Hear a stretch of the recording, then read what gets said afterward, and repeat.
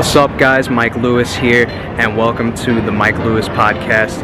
If you guys want to keep up with me on social media, you can follow me on Instagram at Mike Lewis Official, and you can follow me on Twitter at MikeLew52. It's where most of my updates come.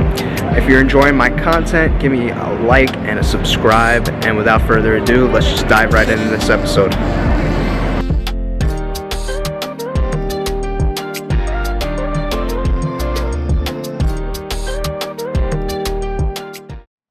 Okay, ladies and gentlemen, welcome back to another episode. And if you remember Real World Homecoming from just a month ago, you'll enjoy my guest today, Miss Beth A. How are we doing today?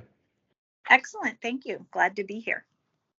I'm glad to finally meet you and speak to you. I've been hearing lots of good things from some of your close friends from your show, John in particular. And, obviously from watching you, I could see that the reception from what the fans are saying has definitely been very well for you. You know, sometimes we'll see with cast members, there'll be a mixed bag of opinions, but from what I've gathered, you've actually had like a pretty consistent wavelength of people's opinions. Everybody seemed to really enjoy you. How has the reception been like for you with the show?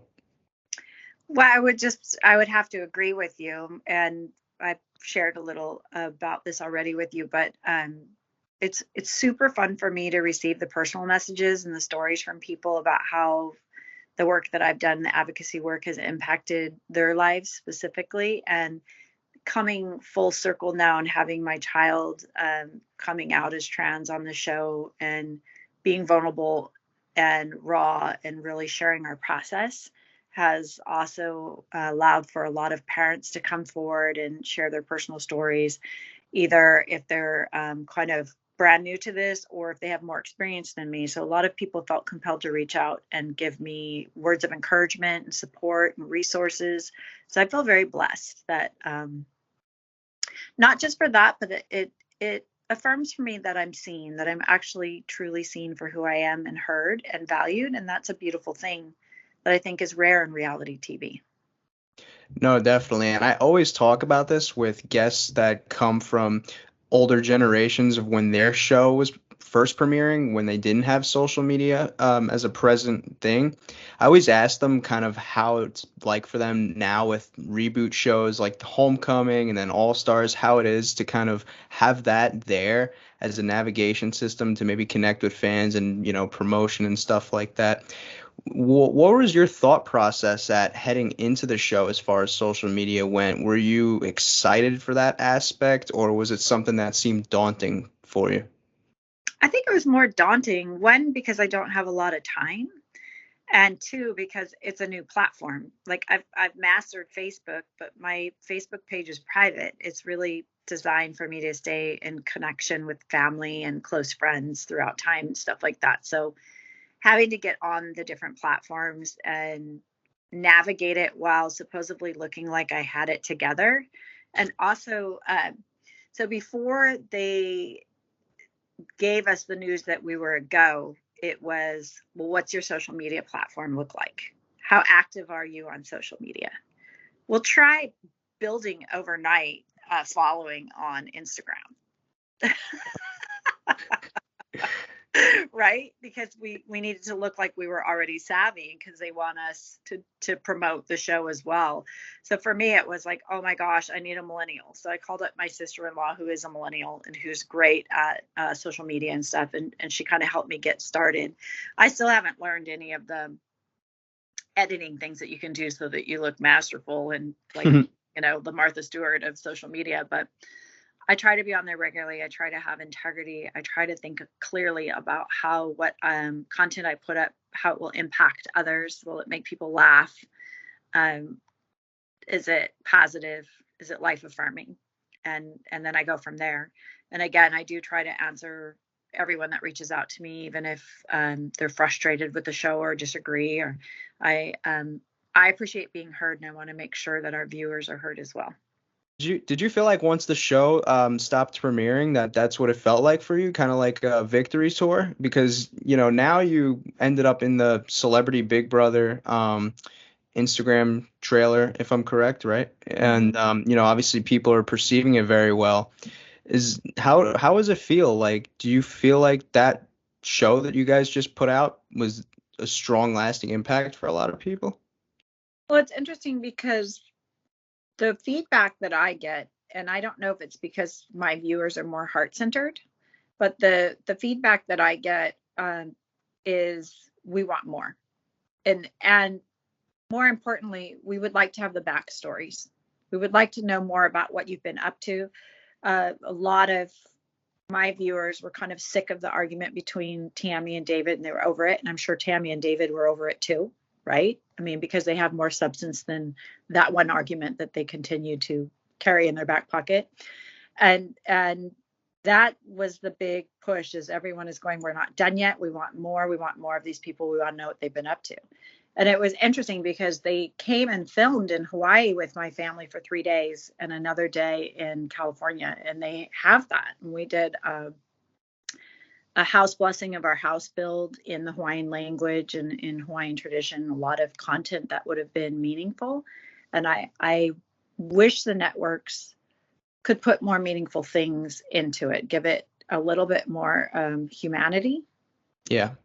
Just that drama factor. And the producers say that there's 300% more viewing when there's drama, and more viewing means higher advertising, and that's a heavy push for Paramount Plus, right? You know, because they've got to be able to cover their costs. There's a whole formula here that they're going for. So unfortunately, that negative drama sells. Yeah, and I've seen a lot of people on social media too when talking about the show. They've made comments like, "Oh, let's just keep this cast and have have this be like a recurring thing of just the LA season, come and do more seasons." Do you think that's actually something that would actually be a possibility? And if it were to occur, is that something you would be open to, or are there more moving parts there? Well, that's a really interesting conversation because, first of all, we were kind of dangled a carrot that there would be 10 episodes, and we Mhm. gave them 10 episodes. And it's my understanding that Buna Murray wasn't able to sell that whole package to Paramount Plus. So they had an initial agreement of 8, and they stuck to that. I'd be interested in knowing, after seeing the ratings, if Paramount Plus feels that maybe they made an error in that and should have done 10, because there's so many people asking for more. So there's that. I mean, technically we could give them more. It's already in the can without us even having to come back together. Yeah. Knowing Tammy, who is the leading star of our show, I always, my podcast is called B-roll because I'm the longest lasting B-roll character in Tammy's life. So that came out of kind of a ha-ha joking around about being this secondary player in somebody's primary game, right? For Tammy, as much as I've seen David putting out there such negative things on social media about her, I can't imagine, with the goals that she has right now to be executive producing her own shows and working with networks like BET on the Miss Pat show, all the things that she's doing, I cannot imagine her wanting to step backwards back into that.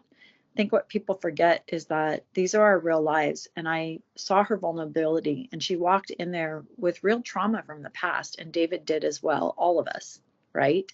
Hmm. And, I feel like for what my roommates went through, Irene, with being law enforcement in the temperature that there is right now, the climate that we have around law enforcement and all these things, I don't think that we were paid enough money to put our personal lives in the limelight in the manner that it was portrayed. I think that for my housemates, they may have felt taken advantage of in some ways. And I know that we all agreed to that contract up front, but there might have been some naivety there. I really do believe that Tammy in a big way was doing it for all of us, so that we would have that opportunity financially at this age.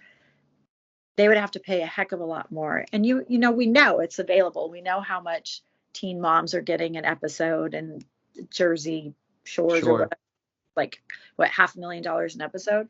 So it's like they would have to put a lot more on the table for Tammy to risk her reputation and her career and what she's worked so hard to be at today, for that to happen.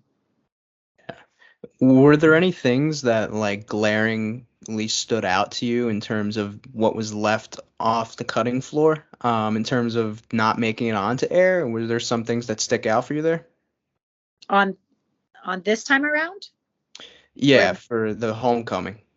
for the homecoming, oh sure, there's so much footage. We had castmates from other seasons come by. We had a party on the rooftop. We had my baptismal. We had a lot of more intimate conversations. David and I got up every single morning and talked politics and life and laughter, and 5:30 in the morning with our coffee doing our thing. There was a lot of intimacy that wasn't shown. They were gracious and not showing some personal things that were happening for me. When we were on the yacht, my aunt decided to stop dialysis and pass away. Wow. So my last conversations with her, while everyone's arguing, which kind of put things into perspective of what's important, and I was grateful that they didn't show that, because they had some semblance of compassion in that moment, because everything else is open game, right? Yeah. There were shenanigans. We played all kinds of pranks on each other. There was one where Tammy and Glenn were brawling. I mean, in laughter, right? But like taking each other down. I mean, there was a lot of. We had this Perch came over, one of the members from Perch, and we're playing music and singing, and Beth S and I were composing songs together and singing. So there's a lot of content that could still be shown that would be fun. Light. That yeah. Oh, were you still going or? No, Oh, you can okay. time 'Cause- you can. I'll try yeah, to give half a pause means hop in there while you can. 'cause- I was just about to say, it seems like with what you're describing right now, almost silly to not include that stuff, but this all draws back to our point that we just talked about before, is that drama drives, viewership, obviously. And with the current climate of reality TV, I mean, it's changed so much since your original LA Mhm. seasons, where back then it was the norm to have conversations and just sit around, right? And just get to know each other and figure out, this person's story. Whereas now, I mean, it's just driven by chaos, you know what I mean? So it almost, and you saw bits and pieces from the homecoming that would kind of reel itself back into what we once knew, in a sense, with how reality TV once came about, since Real World was pretty much the first reality show, if I'm correct. Yeah, there were in the '60s. There was a show, Lance Loud, he was a writer and editor for I think The Advocate. Anyway, his family, the Loud family in the '60s, had this. It was like following a family around, and Lance had come out as a gay man at a time when you just really couldn't do that, and it kind of caused a lot of hardship for their family and stuff like that. And outside of that show, I think this is it. Yeah. We're to blame for the demise of American culture. Right, yeah. True. Where did you feel in terms of how welcoming the rest of the group was compared to the first time when you guys first had your original show? Did you feel this time walking into this situation you were there was more welcome and open arms, or? That's a good question. I think that it's interesting because they chose to have Glenn and I come in later again. Hmm. We came in, and 1 hour later, they did the incoming message was the blanket incident. Now, I had never seen that footage before. When I was in quarantine, I watched our season. I had never seen our season all the way through. And I didn't realize that was the dynamic that I was walking into back then. And nobody ever said anything. And so I walked into a group of people that were completely shell shocked and shut down, basically. And there was no getting to know each other. I mean, that's the God's honest truth. Beth S, attempted in her way to connect with me on a very skin deep level, going to the gym, things like that. And, Glenn and I became closer by default because his band Perch was sleeping in the confessional and hiding all over the house, and they were actually kind of gracious, and we got to know each other really, really well, and I would make meals with them and stuff like that, and then Glenn kind of started to warm up to me. But so there's that aspect, that things were shut down. This time when we came in, we're older, we're there to get to know and hear what we've been up to, and it's not 6 months, it's only 2 weeks. And there's a level of professionalism. For example, Tammy made a much greater effort to connect and get to know us because she's a professional, and it's a 2-week job, and she knows what they want. Was it genuine? I don't know, but I enjoyed it. It was great to get to know her better. It was neat to have organic conversations with her that weren't steeped in her own, I don't want to say homophobia, but her own reservations that she had in 1993 as compared to today, where her daughter had just come out right before the show and things like that. So that she was a lot more seemingly open.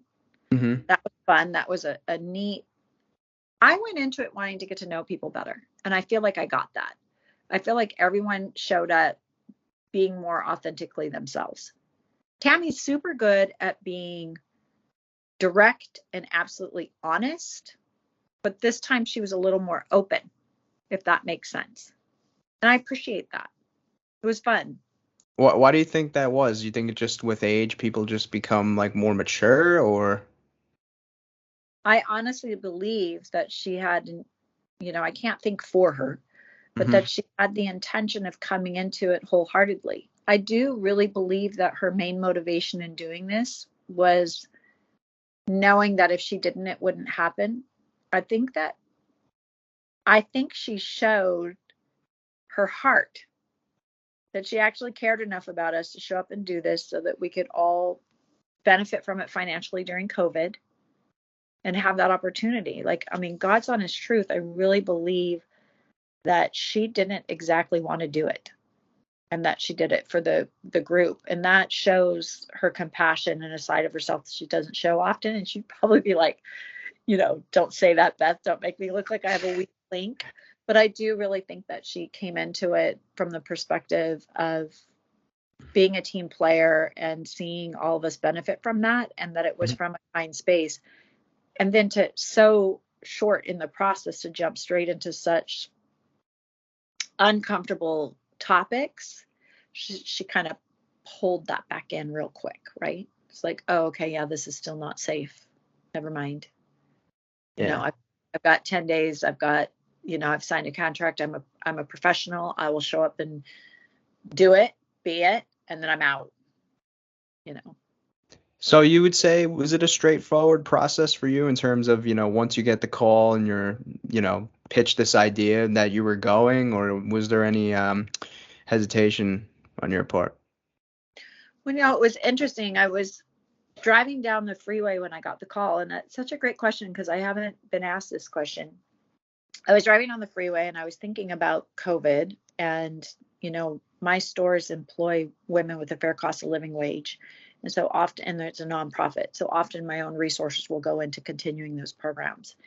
And I was thinking, I've got this responsibility I had just moved to LA to get my child into art school. So I'm financially sustaining my life in Los Angeles and Hawaii, and then had other obligations. And I said, God, it would be so much easier if I could just pay off this $60,000 debt that I acquired from this nonprofit work that I've been doing, and some of the more foolish sacrifices that I made for that. It'd be really neat. And I remember who I am, and I could just manifest that, and it would be okay if I could just have that, because I'm physically at a different age. My hustle is different. Everything is shut down. All the ways that I normally make money aren't happening. And then my phone rang right then at that moment. And it was Megan in New York saying, hey, we want to do a reunion. Would you be in? I was like, oh yeah, I just asked for this, didn't I? Yeah, sure, I'm in.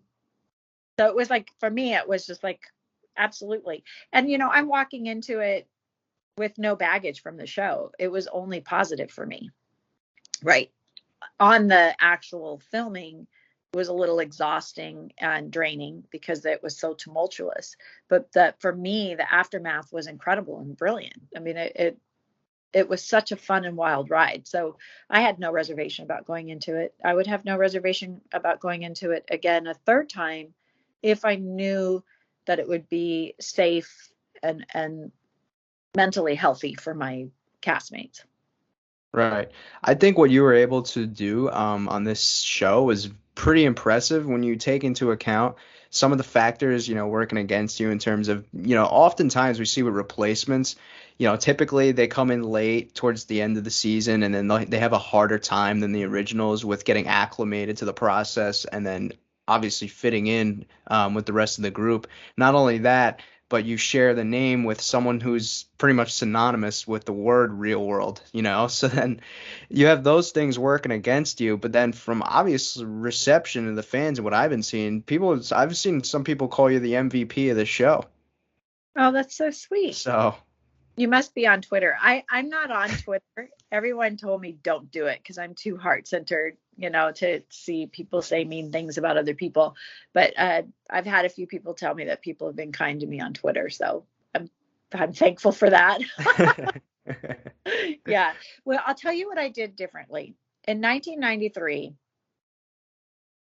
I knew that I have a real connection with God or spirit or whatever you want to call it. Jesus is my homie.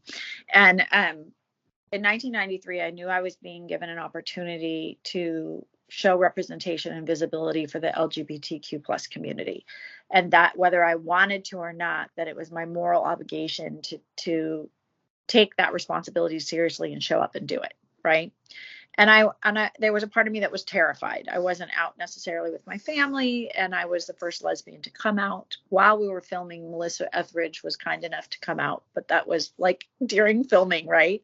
So this was a really big decision for me. And beyond that, I didn't even know if it would air. I thought it would just end up in a can somewhere in an editing room on the floor. I really thought this is how could this be entertaining? These people were just so like kind of mean to each other. And I didn't get it, right? And I was shell shocked by the level of animosity and the microaggressions that I would receive from Tammy and things like that, that I kind of shrank. And I'm a very outgoing person. Like if you saw the footage of my follow arounds and stuff and what I was up to, and I was a go-go dancer at the time at like all the rave clubs in LA, and was a very wild child.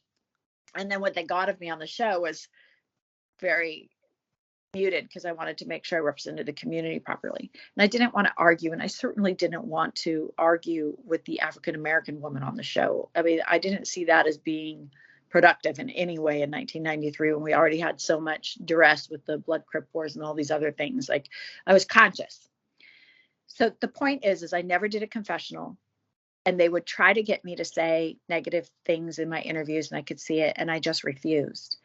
This time I walked in and I said, I don't have any points I need to make. I don't have any platform I need to stand on. I'm going to use the confessional. I'm going to be visible. I'm not going to be the add-ons, as Tammy lovingly refers to us. I say the furikake to the rice. I'm going to actually show up and participate and be my authentic self and show who I am outside of who I choose to sleep with. That work has already been done. And so this time around, it was really fun for me because I got to just be myself, and that took a lot of the pressure off. So I think I answered that question. Sorry, I'm very long. No, it's fine. Yeah, I mean, you just talked about you were the first or one of the first women to come out On national or international television, in Hollywood, anywhere. We had whispers of Hollywood stars that we thought were probably, I don't want to say who they are, but you knew they had a girlfriend or a life partner or whatever, but it was not talked about. So yeah, it was, and my history, I've been jumped and stabbed for being gay and things like that. And so it was a really big decision for me to share that vulnerability with the world. But I knew that it needed to be done. I knew that God was giving me that responsibility. Yeah, I think you mentioned on the show, and that it was it Cowboys that had Yeah, jumped.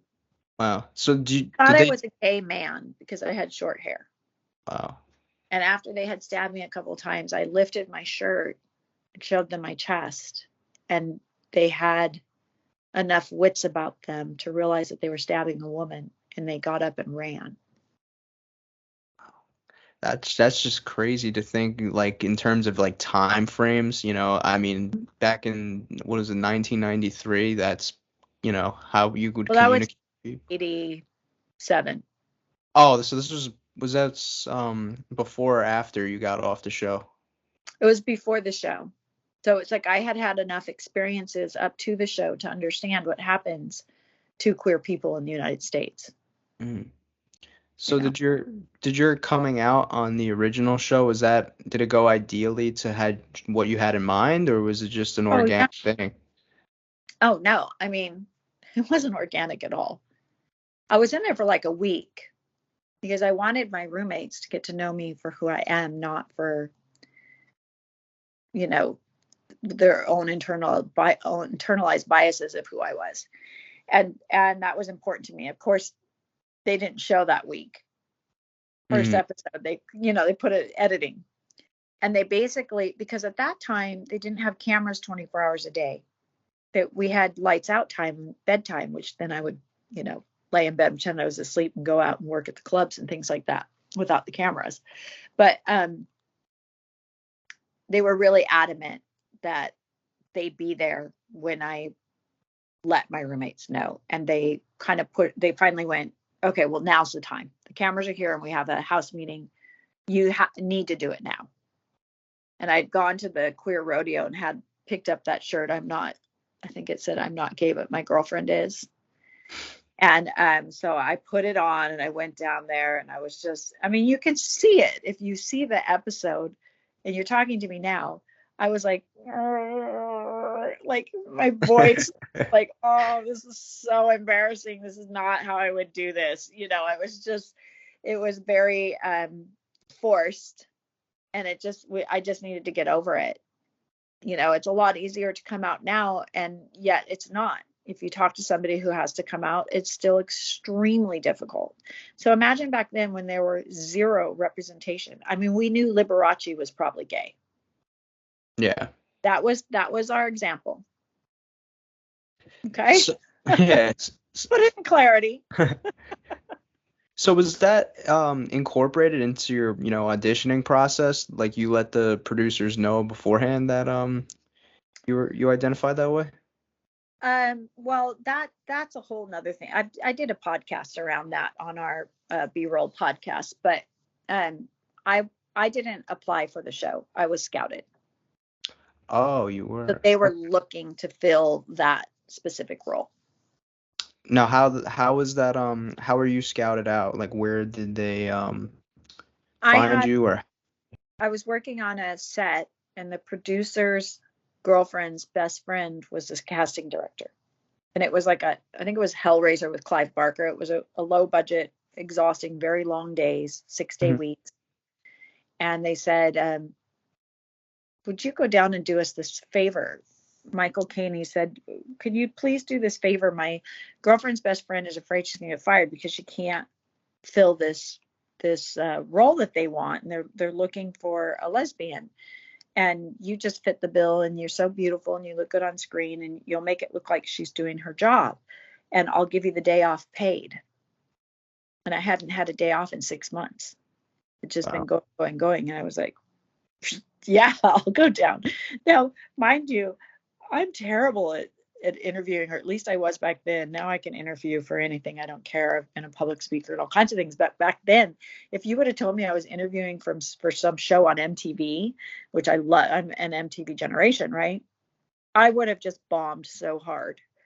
But I didn't comprehend what I was walking into. I just was doing a favor to my producer, and I got paid for the day. Like, my pay was like $50 a day back then. But I was like, yes. And so I showed up, and there was a panel of people, and they said, tell us a story. And, clearly, having talked to me for the last however many minutes, I can tell a story. I was like, oh, I could do that. And I told them some funny stories about when I was fighting fires and some different things like that. And that was it. And then I went back to work and didn't think about it again. I just didn't think about it. So yeah. And then I got a call from them. Could they follow me around with a camera?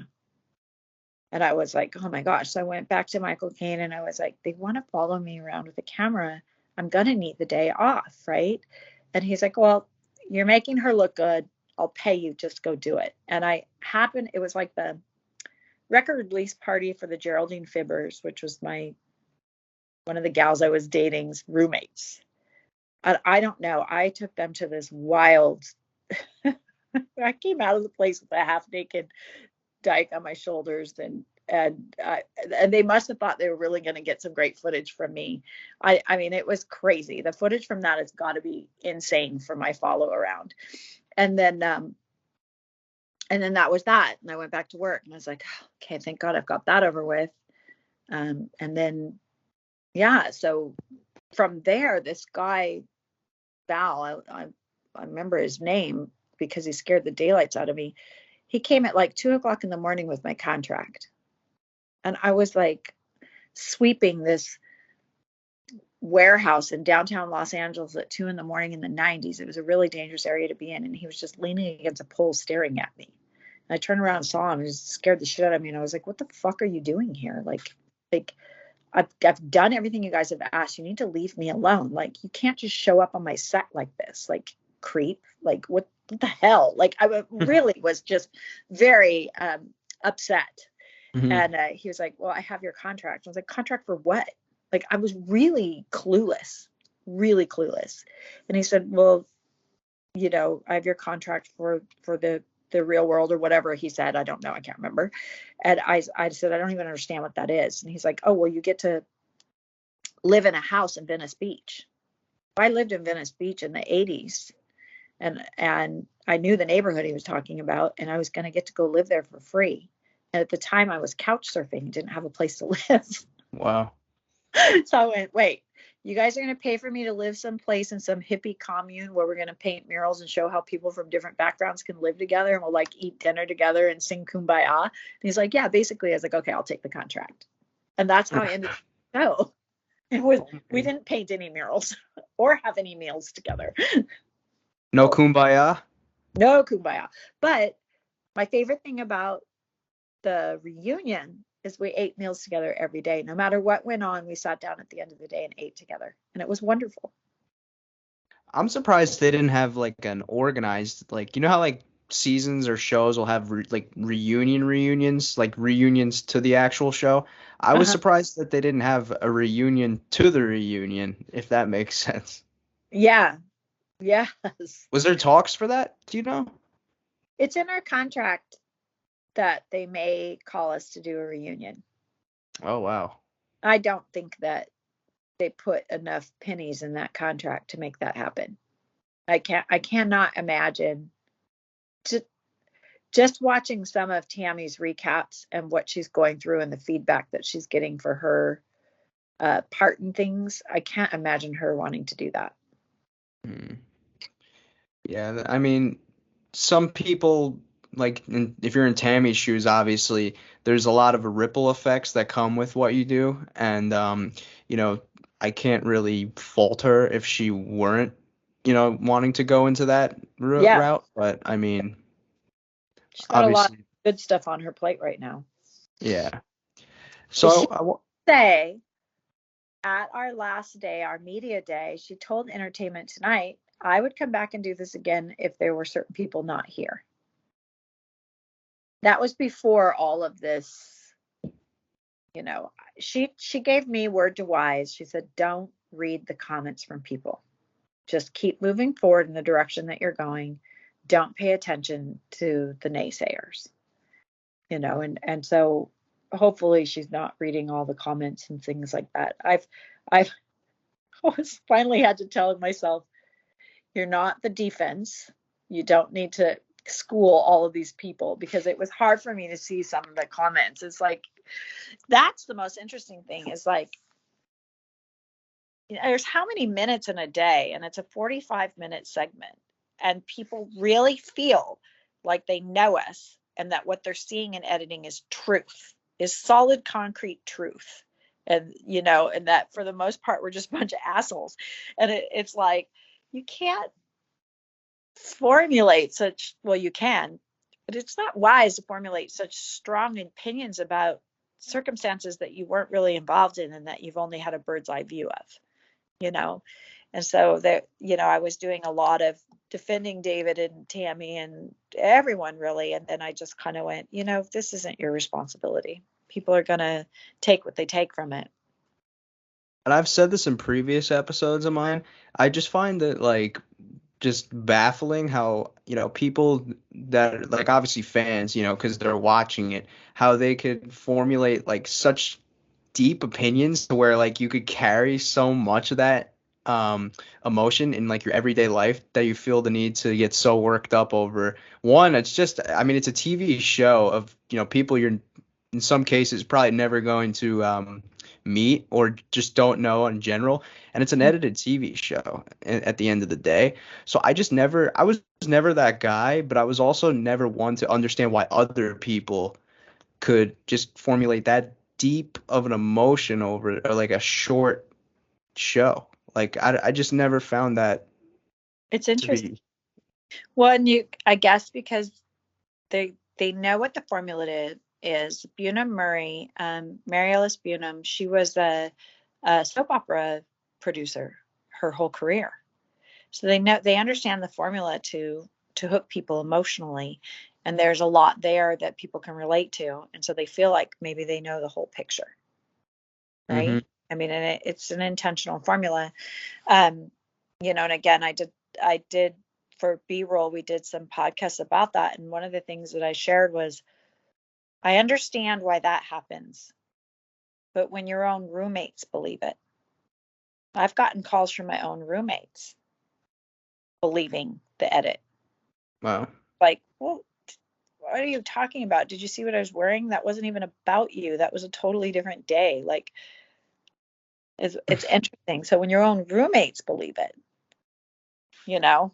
that's tricky, because I actually have a vested interest in these human beings Mm-hmm. and their well-being. And I had to get really clear, like, one of the main reasons I went into this was to get to meet David and to know David and to understand him. And, I really tried to be there for him. And he decided the way it was edited that I didn't have his back. And I had to get clear with myself because I'm so heart centered. Like, I've only known this guy for 10 days. How far Yeah. am I at? And he's like, I'd really like to take a break from people from MTV. I'd really like to not have you in my life. And I was like, oh, okay. Right. You don't owe me anything. I don't owe you anything. Thank you. So this was the conversation post show between you and David? Yeah, I mean, we stayed in connection for a while, and then I was going to fly out. He had a show in Washington, D.C. this month. I was going to fly out to it. And he was like, why would you come here? I was like, oh, yeah, false expectations, Beth. We're not buddies. He was there to do a job, and I forget. And that's that really weird gray line. Like, we're expected to show up, wear our true selves on our sleeve, what's really going on in our lives, our most vulnerable moments are shared with the world. And so you get this false sense that you're bonding with these people. And then it's like, you have to pull back and remember, this is a job. We're not all here for the same reasons. Well, they did have scenes, and I was just watching this before we hopped on here. They had scenes of you and David talking outside. I think this was during part one of the last episode, to where you're seeing a side of David that like you're not normally seeing. He's kind of, lively, opening up to you. And I think one like verbatim what he said was, what you guys have isn't promised tomorrow. And we saw a side of David that was deeper than I guess what we had seen throughout the first half of the series. And that makes me wonder, well, I guess this will be a two-parter. Do you feel like the David that you met on the show was a little misunderstood, or is what maybe it was portrayed to be really who he is? I think there's two sides to that. And of course, I've covered this over and over again in our B-roll podcast with our recaps because people have been asked this a lot. First of all, that scene that they show, what we're talking about is his perspective about the Black Lives Matter conversation. Mm-hmm.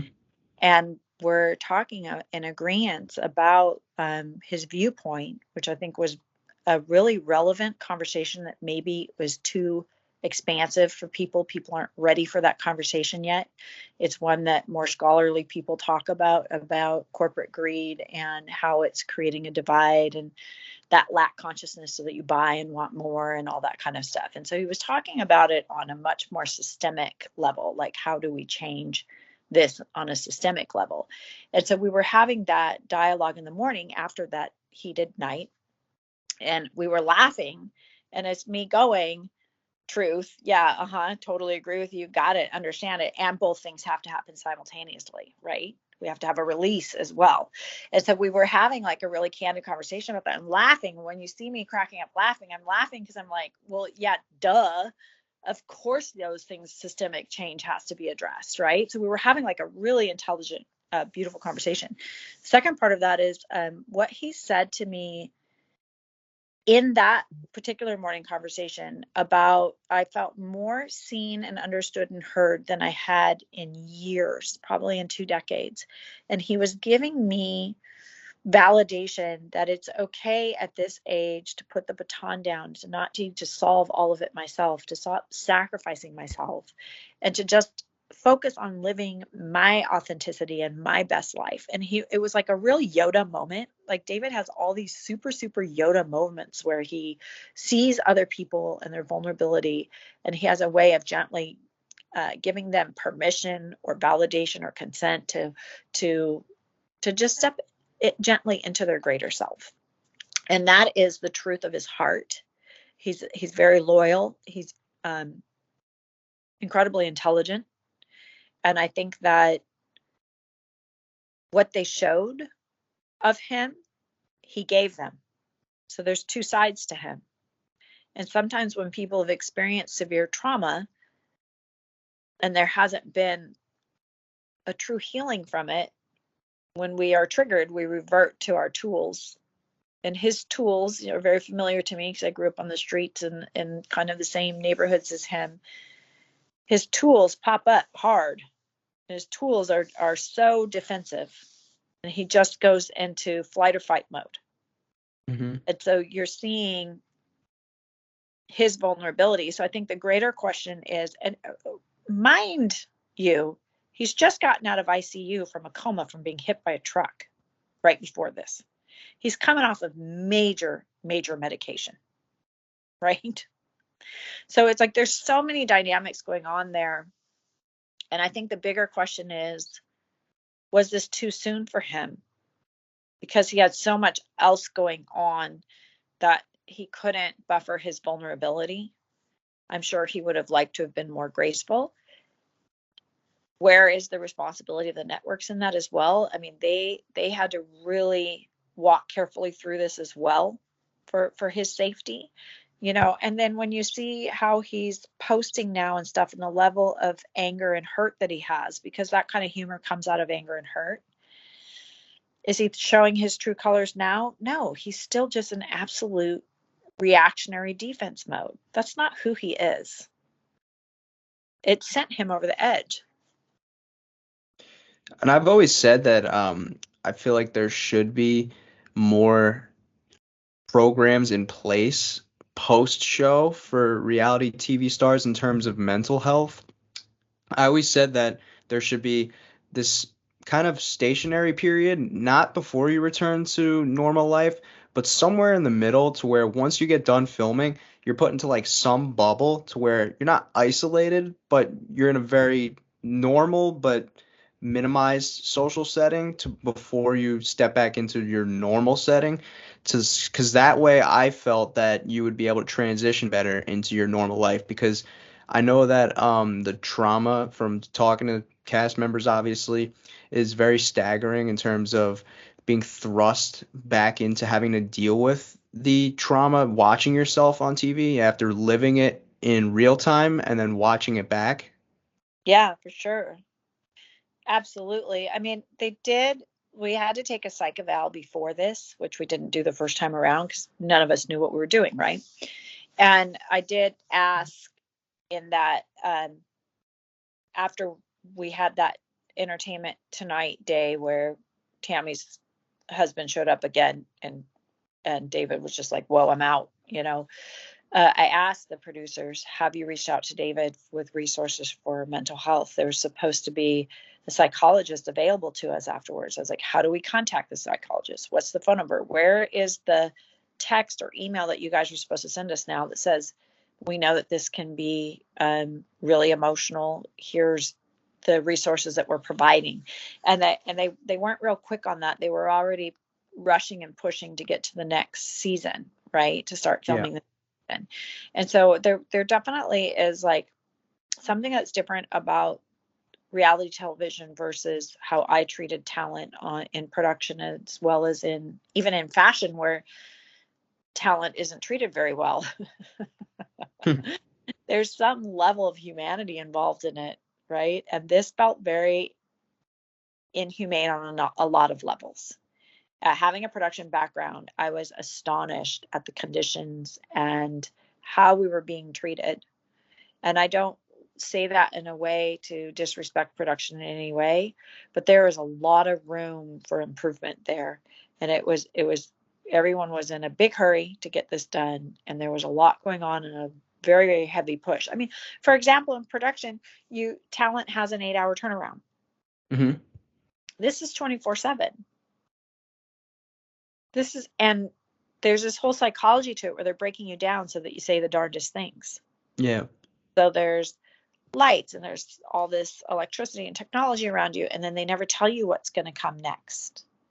And in 5 minutes, you're going to do this. And so it's just like hyped up. Let's drag you through all the trauma and tragedy that you have had in the past and are having presently to get the content, and then we're going to just spit you out. So I do think that they attempted to check the boxes. Okay, we have a psychologist available. Okay, and in my situation in particular with my child, they were very responsive. It was a little bit different because there's a minor child involved. So for me personally, I felt very supported. Yeah. And handled things incredibly well. But just from peripheral of what I was seeing with the other participants, they went through a lot of self-doubt and frustration and anger and emotion afterwards. That letdown that you're talking about. Mm-hmm. Oh, how am I going to be perceived? How am I going to, for me, man, I said something that not even my children know. And it was in the height of that BLM, Black Lives Matter conversation. I was like, I can't believe I just said that on national television. I went and called my husband and I was like, I've said this, there's a chance they could use it. And then in my last interview, the producer that was filming me said, is there anything you regret you said? And I said, I regret saying this. And I thought, boy, that's going to go two ways. They are going to either favor me and edit it out, or they're going to use it because they're looking for the things that cause drama, right? And by the grace of God, they didn't put it in there. By the grace of God. So the one thing that I was holding my breath on and waiting for that episode to come out. And what was worse is I was home in Hawaii with my whole family for the holidays. The episode came out during the holidays, right? I snuck up at 6 a.m. and watched it in my earbuds before my family woke up, and then was like, okay, you can watch it. I mean, it was so bad that I told my husband, I would really prefer it if you just didn't watch this reunion at all. He's like, what do you mean? Of course I'm going to watch it. I'm like, no, you don't have to. It's just a shit show. Don't bother. I told my parents not to watch it. My parents haven't. My mom is surviving cancer right now. And I was like, Mom, you've always been so supportive of me. Don't watch this. There's just too much negativity. It's not good for your health, but I tried that on my husband. He was like, oh, hell no, I'm watching it. Thank God I got off the hook. Anyway, yes, there needs to be a better debriefing period. I do see their efforts, but they felt more like legal obligations. And there needs to be a warmer handoff in that. Keep the talent coordinator on for an extra 5 days and have that person connect with the cast and make sure that they really are okay. Do they have those mental health resources and things that have been made available? Do they have the number? Do they know who to call? Are they all right? I think that was really valuable. And one thing I did notice that you said before was obviously the Entertainment Tonight thing that you guys went and did. So Tammy's husband showed up to that as well to confront David? Yeah, that was aired. Oh, wow, because this is my first time hearing about it, so. Oh, yeah. No, he's like, oh, yeah, no, you're on my show. This is happening on my time. That's definitely going to be shown. Because here's the other thing. It's really interesting. Something that came up for me that I thought about. That whole blanket scene, which kind of got, I don't want to say blown out of proportion because it was very real for Tammy. I want to acknowledge that. If you know the climate in 1993 and what was going on with all the spring break shows on MTV and all of this stuff, then you have a better understanding of where David was coming from trying to turn the volume up. And I'm not excusing anything in any way at all, but it got blown up in a way that harmed not only David, but from what Tammy shares, harmed her because she got a lot of backlash at a young age for getting the only black man, thrown off the show. There was a lot of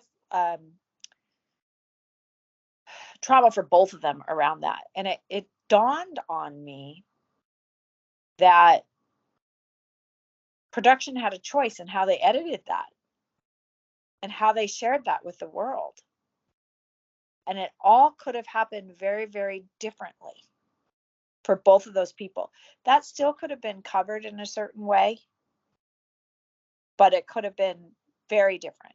And it just never crossed my mind. It's like, I used to have this attitude that, well, if you give it to them, they can use it.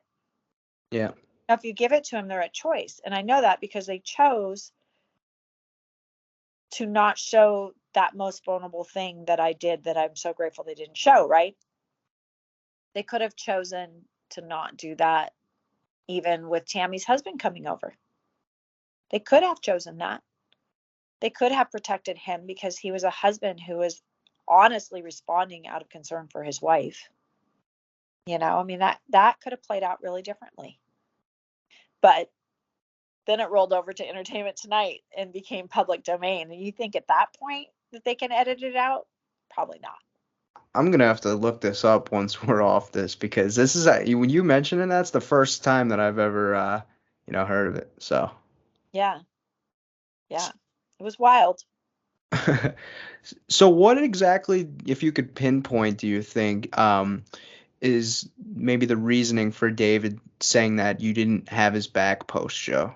Did he mention anything in particular, or was he just acting out of impulse when he said that? Mentioned some things from my podcasts, but it sounded to me more like it was feedback from other people. And viewers often confuse Beth S. and I. It's why I did my hair different. Like, you see my hair is kind of like hers now. I tried to look, of course, I'm a lot heavier than her right now, but I tried to all these blonde ladies all look the same or something. I tried to really kind of have us be different people because people confuse us all the time already. But it was amazing how often David was piping in and going, "Oh, wrong Beth," when people were criticizing me. Like, I would make a comment on a thing. He was like, "Oh, no, that's the wrong Beth. That's this, you're talking." So when David told me his reasons, I was like, "Oh, well, that wasn't me, but okay." And it was more like I couldn't tell if he was talking to me from a clear space or not, if he was clear in his, And so I just chose to respect him and his wishes. I didn't need to defend myself or justify. I know that I made every effort to create space for him to have healing. And that was my naivety to think that in a 2-week period with all those cameras and all those dynamics that he could have had any kind of healing at all. And so that was a false expectation on my part. And it was a false expectation to think that after all of that, that he would want to remain friends with us too. So again, I had to put it in perspective. He only knew me for 10 or 12 days before he left the house, and he doesn't owe me anything. And so I just had to put my big heart aside and be like, come on, it's a full grown man who's like, I'm out, accept people where they're at. And, one of the things that I've learned to do is I've always been very, because I'm clairvoyant and empathic, I tend to see people's potential or their soul or their greater selves.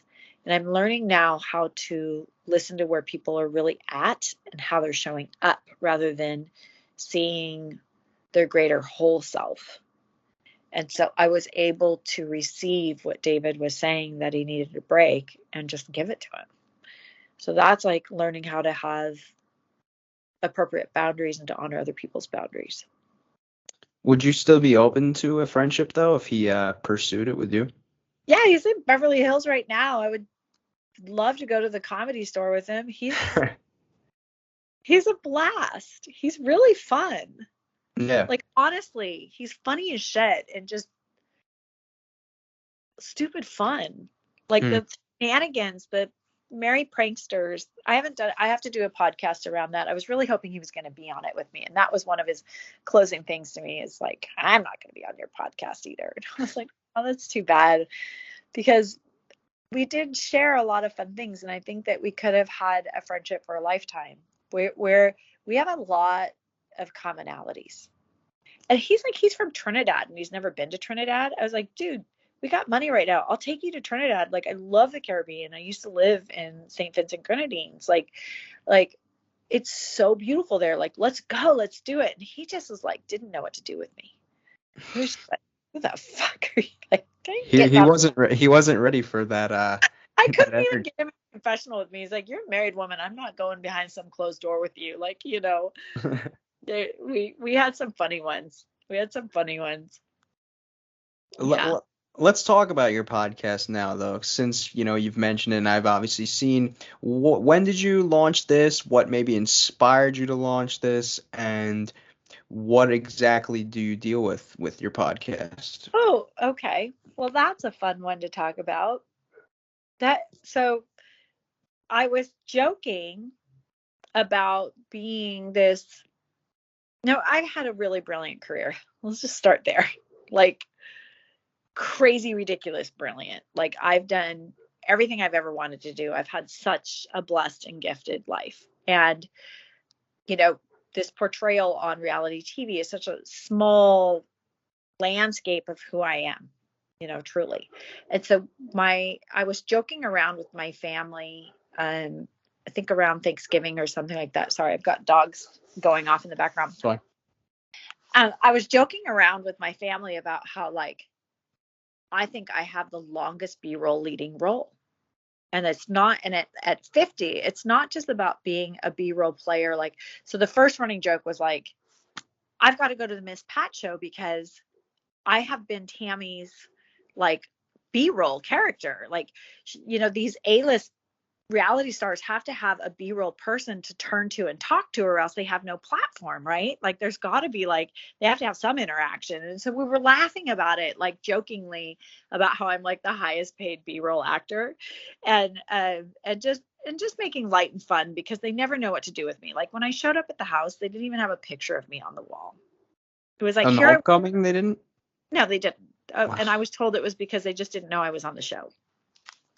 And so I'm like, so it's like this culmination of things that are like, what is it about me that I'm not fully visible? That I've done all these amazing things, but that I walk into an environment, people don't know who I am. I've been a member of my church since I was 19. I catered my reverend's wedding. I've been there for every retreat, but they don't know who the fuck I am. I tithe, I do all this stuff. They never, like, everywhere I go, like, what is it about me that didn't feel safe enough to really, truly be visible? And so this was kind of this coming out party for me, this B-roll thing where it was like, well, I'm going to be an A-list player in a B-roll game. I'm going to step out of being visible as Mrs. Mayhow or Tommy's wife. I'm going to step out of being a mother to my 6 children and the 40 foster children that I've raised. I'm going to step out of being somebody's daughter and all of these different titles that I've hidden behind where I haven't been truly fully visible. And I'm going to start stepping into my own authenticity at 50 years old, right? So that's kind of where this came from. And we were joking around. And so we started doing stupid things. Like, I don't know if you saw our one where we went to Los Angeles to find the billboard because New York had a billboard in Times Square. Mm-hmm. Well, Paramount Plus didn't have a billboard for us. They had all these billboards for Clifford the little red dog. And so, which is my burn to that because he had all the billboards. And so we made all these 8.5 by 11 flyers, my sister-in-law and we posted them on top of, we took Scotch tape and taped them over Clifford the little red dog thing and just changed the November 10th premiere to November 24th, right? Mm-hmm. And it was like the photo that they used to publicize our things.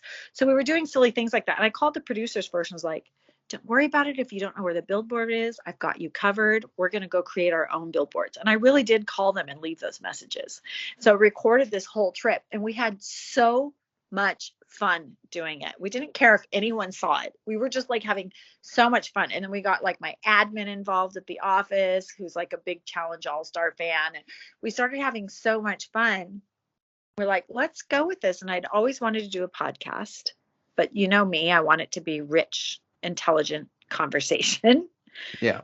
Did this 2 tracks, recapping the episodes and answering questions and talking about what was really going on, bringing the truth into it, talking about the fact that Tammy's not really the villain, that David's not really the victim, that everybody had like really talking about kind of more mature content and looking at it in that kind of a little bit more spiritually grounded way. Well, that was fun. And then the second part is that we do these breaking reality. So we go and we interview people who are breaking colonized thinking, kind of patriarchal colonized thinking and the limitations that puts on all of us and what it means to be sovereign with your own mind, your own body, your own thoughts. And if we can, we're always talking about how we need to create a new paradigm where with true equality and all of these things, and how do we get there? And I believe that it's becoming sovereign with our own thoughts. Is this congruent with my truth? Is this really how I believe, or did I inherit this from my family of origin, from society, da-da-da-da-da? And so that's what we're doing, and we're having a freaking blast. We're having so much fun, it's ridiculous. We went to like a twerk church class in Kauai that blew the roof off and changed my life forever. So we're getting introduced to all these people that are in these alternative healing modalities and these ways that they're going about becoming more sovereign with their own bodies and minds, and breaking those kind of patriarchal colonized agreements, those be polite at cost of self agreements, right? And it's just great. I can't think of anything that I've enjoyed more. I'm really having fun.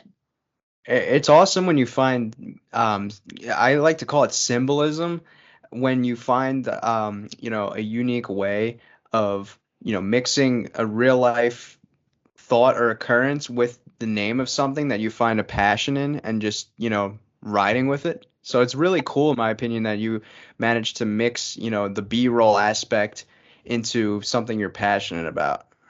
Yeah, well, and mind you, we are still going to do silly stuff. So we're planning on all going down and becoming extras with central casting, Mhm. and like having like that A-list player, like finding out how to get the cell phone number of the craft service person and texting them, can you please bring a cappuccino over to the extras area? Like, we're gonna have more fun with it and really show, like, part of being an A-list player for me is having gratitude for all the experiences. So if we do extra work and our shoe is in the shot, Oh my gosh, I was in that shot. I was there, like just having fun and being lighthearted and learning how to make fun of ourselves a little bit and let loose and find joy in every moment. Hmm. So that's the whole thing of it. It's B roll. It's BROLE. So it's a play on, B roll, the outtakes, right? Because I was such a B roll character in 1993. That was kind of the running joke, is like I was just like the literally the B-roll camo would decide to go with me every once in a while. So that's where the joke came out of, but we're doing it as a B-roll, as in ROLE, as in be an A-list player in your own game. Even if you Hmm. have to be a B-roll character and everybody else's, as a mother, as a son, as whatever the roles that we choose to take on, how do you become an A-list player in that for yourself? I absolutely love your message there, and I will link your podcast in the description of this video once it is up. And for those watching, obviously you just heard her. Go and check that out when you have the time. And Beth, thank you again for your time today. I had a really fun time talking with you, and it was finally nice to catch up and meet you. Yeah, thank you so much for being patient and making the time to meet with me around my busy schedule. I appreciate it very Yeah, much. no problem. All right. Blessings to you. Stay warm and keep doing what you're doing. Thank you. You too. Have a great rest of your day. Okay, bye. Bye bye.